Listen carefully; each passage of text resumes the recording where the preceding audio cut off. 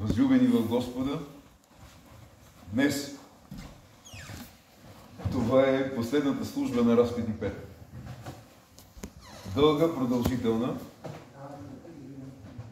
Разбира се, аз благодаря на Господа, че ни даде и на вас молитвено съпричастие и участие в това богослужение.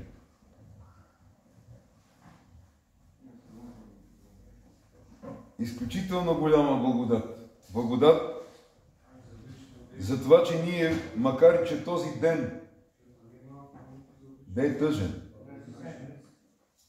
за нас, вярващите хора, защото спомняйки си, само замълчете,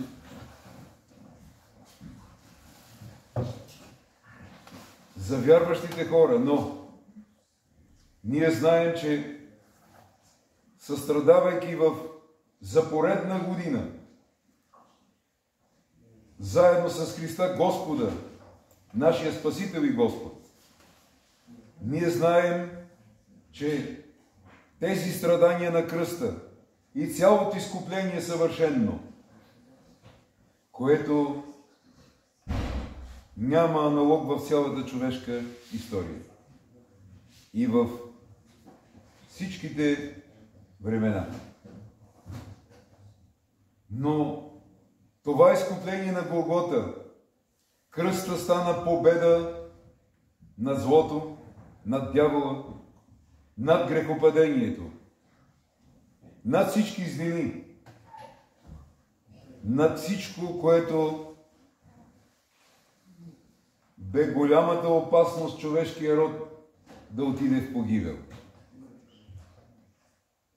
Веднага ще кажа в книгата Откровение, последната книга на Свещеното писание на Библията. Апокалипсис, така се нарича още, или Божието откровение. Там, в 4 глава, когато един от висшите ангели съпровождаше в небесното царство свети Йоан Богослов, останал от последният от 12-те апостоли. Тогава на него се откри Царството небесно, Божия престол на славата, херовимите, серафимите и всички ангелски воинства, и светиите. И тогава свети Йоан Богослов казва: аз много плаках, защото ангела държеше в ръката си книга, запечатана отвътре и отвън.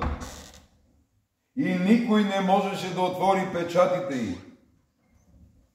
Тогава се чу глас от престола, в който глас един, който е лъва Господен, един агнец, който стоеше между Божия престол и целият небесен божествен свят. И това агне като заклано, това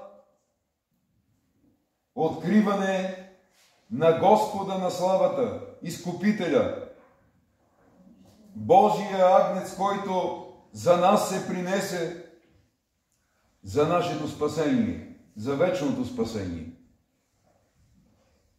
Благодата на Господа нашего, Изкупителя на Голготския кръст, и любовта на Бога Отца и общението със Светия Дух да бъде с всички нас. Амин. С нашите близки. Амин. С всички, които живеят в този Амин. наш роден град прекрасен, цялата ни духовна околия. Амин. И във всички наши български предели. Амин. И в целия свят. Амин. Благословени в Господа, утрешния ден, в края на Велика събота, тук в храма ще започнем пасхалното богослужение, което пасхално богослужение ще бъде със своята подобаваща тържественост, пасхалния канон и пасхалната света литургия. Умолявам всички вас, и поканете и ваши близки приятели, и тези, които са подготвени, които имат благословение за свето причастие, също могат да се причастят. Разбира се, радостта в небесния свят е голяма.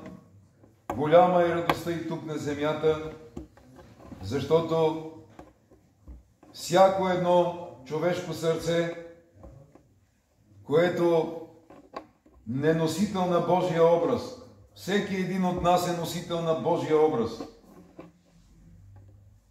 Това е велико нещо. Нашия прекрасен Творец и Господ, който благоволи над всички нас.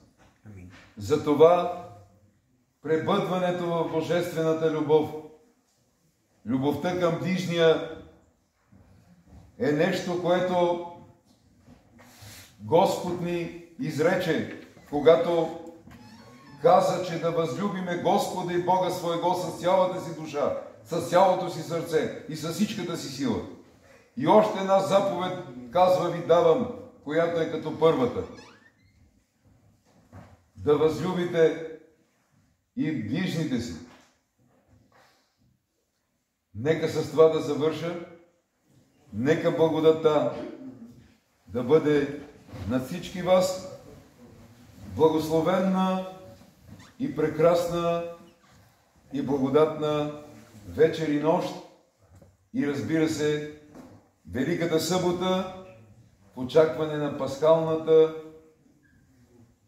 неделя, Възкресение. На многая и благая лета, за много и